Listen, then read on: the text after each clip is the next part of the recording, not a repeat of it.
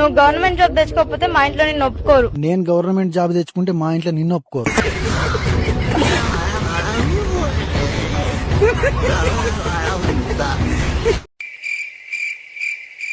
ఏంటండి అలసిపోయి వస్తున్నారు? ఆటోకి వస్తే 20 రూపాయలు ఖర్చు అవుతుంది, 2 కిలోమీటర్లు నడిచేస్తుంది, దారిలో 100 రూపాయలు వేడియా.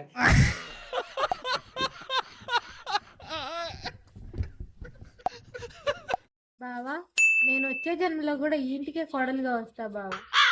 అయితే నేను ఈ జన్మలోని ఇల్లు అమ్మేస్తా మరదలు.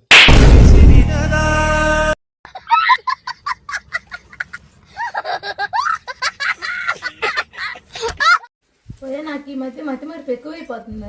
మాట్లాడిపోదామా? ఎందుకు? ఇప్పుడే మతి మరి పంటివా? నేనెప్పుడన్నా?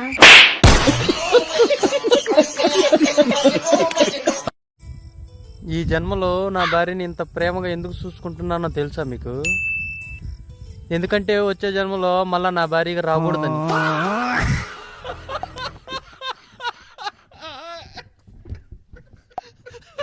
జీవితంలో మగాడు ఏదైనా సాధించాలంటే ఆడది తోడుగా ఉండాలి అంటారు. ఆడది తోడుంటే మగాడు ఎప్పటికీ ఏమీ సాధించలేదు.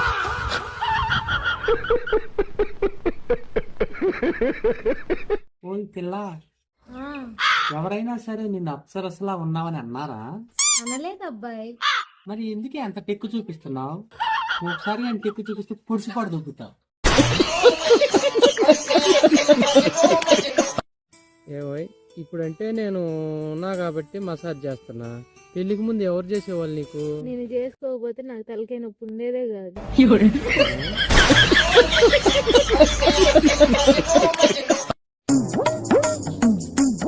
ఏమోయ్, కేక్ వాసన వస్తుంది, ఏం చేస్తున్నావు?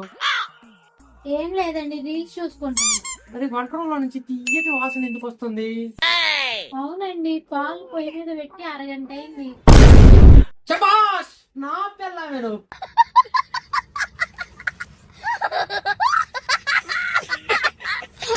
ఆ భార్య నాతో కొట్లాడినప్పుడల్లా ఒక మాట అంటది, నేను చేసుకున్న కాడి నుంచి వంటింట్లో కుక్కనైనా అని.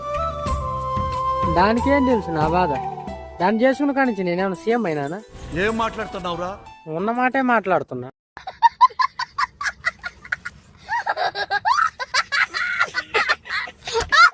పెళ్లికి ముందు అందంగా ఉండే ముఖం ఇప్పుడు ఎందుకండి గొంతలుగా తయారైతుంది? వంట రూమ్లో నుంచి వచ్చే ప్రతి గిన్నె గంటే ముఖానికే తగులుతుంటే ముఖం గుంతలు కాకుండా గుండ్రంగా ఎట్టుంటదే?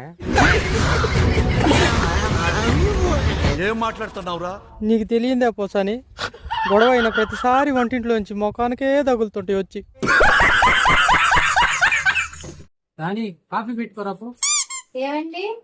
ఏమండి లైటర్ పని చేయట్లేదు, మార్చి కొత్త తీసుకురండి. నువ్వు కూడా సరిగా పని చేయట్లేదు కదా, మార్చి కొత్త దాన్ని తీసుకురానా?